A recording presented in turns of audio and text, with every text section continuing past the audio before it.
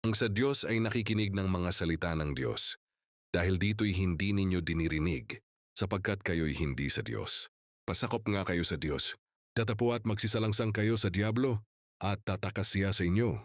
Kayo'y sa inyong amang Diablo, at ang mga nasa ng inyong ama ang ibig ninyong gawin. Siya'y isang mamamatay tao buhat pa ng una, at hindi nananatili sa katotohanan, sapagkat walang katotohanan sa kaniya. Pagka nagsasalita siya ng kasinungalingan, ay nagsasalita siya ng saganang kaniya, sapagkat siya'y isang sinungaling at ama nito. Bukod dito ay taglayin ninyo ang kalasag ng pananampalataya, na siyang ipapatay ninyo sa lahat ng nangagniningas na suligi ng masama. At magsikuha rin naman kayo ng turbante ng kaligtasan at ng tabak ng Espiritu na siyang salita ng Diyos, sapagkat ang salita ng Diyos ay buhay at mabisa at matalas kaysa alinmang tabak na may dalawang talim at bumabaon hanggang sa paghihiwalay ng kaluluwa at espiritu, ng mga kasukasuan at ng utak, at madaling kumilala ng mga pag-iisip at mga haka ng puso.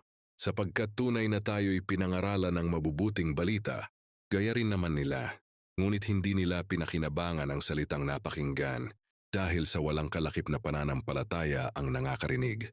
At dahil naman dito kami ay nangagpapasalamat na walang patid sa Diyos, na nang inyong tanggapin sa amin ang salita na ipinangaral.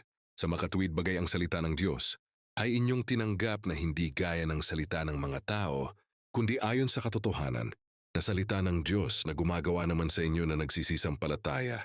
Pakabanalin mo sila sa katotohanan. Ang salita mo'y katotohanan.